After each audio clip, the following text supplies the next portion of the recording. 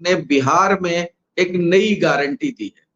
वो काराकाट में एक जनसभा को संबोधित कर रहे थे। उन जनसभा में उन्होंने कहा कि राजद की सरकार ने लोगों को नौकरी देने के लिए उनकी जमीनें लूट ली हैं, उनकी जमीनों की रजिस्ट्रियां करवा ली हैं, उनकी जमीनें लिखवा ली हैं और ऐसे सभी लोगों के जेल जाने का समय आ गया है और काउंट डाउन शुरू हो गया है। उन्होंने ये भी, यहां तक वो नहीं रुके, उन्होंने कहा ये मोदी की गारंटी है कि ऐसे सभी लोगों को जेल भेजा जाएगा। प्रधानमंत्री का ये कहना, वो यहां तक नहीं रुके और भी आगे गए। प्रधानमंत्री ने कहा कि इंडी गठबंधन वाले बिहार और बिहारियों के अपमान के लिए आवाज तक नहीं उठाते हैं। वो ऐसे लोग हैं, उनका इशारा किसकी ओर था मैं नहीं जानता हूं, लेकिन चूंकि उन्होंने एक शब्द इस्तेमाल किया लांटेन, उन्होंने कहा कि वो लोग लालटेन लेकर जो मुजरा करने वाली जमात है, ये बिहारियों का अपमान करती है और कांग्रेस ऐसे लोगों का चरण चूम रही है। मतलब प्रधानमंत्री बहुत आक्रामक, चेतावनी भी है और उनकी राजनीति पर हमला भी है। अब एक तरह से आक्रमण जैसा प्रधानमंत्री ने काराकाट में किया। प्रोफेसर सुशांत राजपूत जी, इस पूरे प्रधानमंत्री के भाषण को आप कैसे देखते हैं? आपकी बात के आधार पर ही मैं पुष्पेंद्र जी से इसका जवाब लूंगा। प्रोफेसर सुशांत राजपूत जी,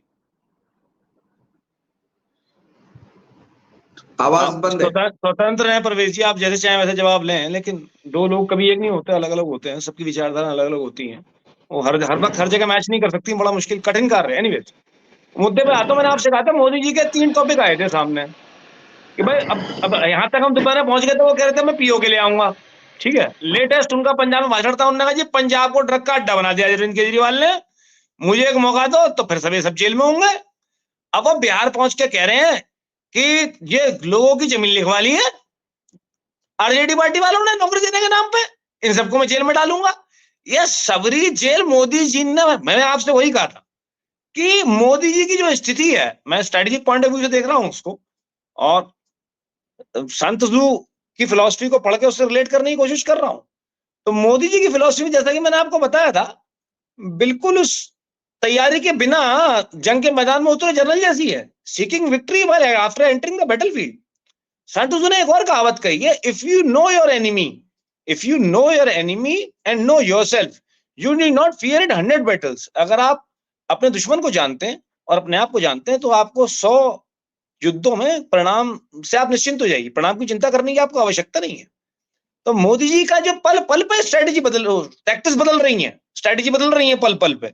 अब देखिए, उन्होंने एक नया जुमला छोड़ दिया यहाँ पे कि लोगों ने सरकारी नौकरियों के नाम पे अपनी जमीनें गिरवी रखवा दी है। मुझे वो बताइए, त्यागी जी आप किसान के बेटे, मैं भी किसान का बेटा हूं, क्या किसान को इन्होंने सबको बेवकूफ समझ लिया? कुछ दिनों पहले भी, 2 दिन पहले बता रहे थे सारी महिलाएं मूर्ख हैं, सबको वोट दे देंगी। अब ये कह रहे हैं साहब किसान सारे मूर्ख है। त्यागी जी, को किसान इतना मूर्ख है बताओ आज की डेट में हिंदुस्तान में, जो अपनी जमीन ने गिरवी रख के विपक्षी पार्टी दे दो सिर्फ जय बात पे कि जी मोदी जी हार जाएंगे और हमारी पार्टी सत्ता में आ जाएगी, हमारी सरकारी नौकरी लगवा देगी। बताओ जी, कहां से इन बातों निकाल के लाते हैं? इनकी शिक्षा पता पूरे देश को पता है, पूरी दुनिया को पता है, लेकिन इनकी राजनीतिक समझ का, इनकी जुमलेबाजी की समझ का कोई अंत है कि नहीं है? इनकी ड्रामेबाजी का मेरा प्रश्न खाली है। और सारे पढ़े लिखे लोग, इस देश के सारे बुद्धिजीवी लोग केवल इनकी चाटुकारिता करने में लगे हैं। ये फालतू बातें, रोज एक नई फालतू बातें लेके आते हैं, रोज एक नई बेसिर पैर की बात लेके आते हैं। मैं पहले ये भी डिस्कस कर चुका हूं, ये खाते क्या है, ये पीते क्या है, ये पहनते क्या है, इनकी बुद्धि का सोर्स क्या है, जरा वो मुझे समझा दे। रोज नई नई बातें ना कहां से निकाल के ला रहे हैं, कौन की निकाल के ला रहे हैं, क्यों निकाल के ला रहे हैं, इन बातों को क्या मतलब है? जा टाइम पे जी हार रहे हैं, 100 बातें की कोई बात ना मानो, काऊ ना दिख रहा हो।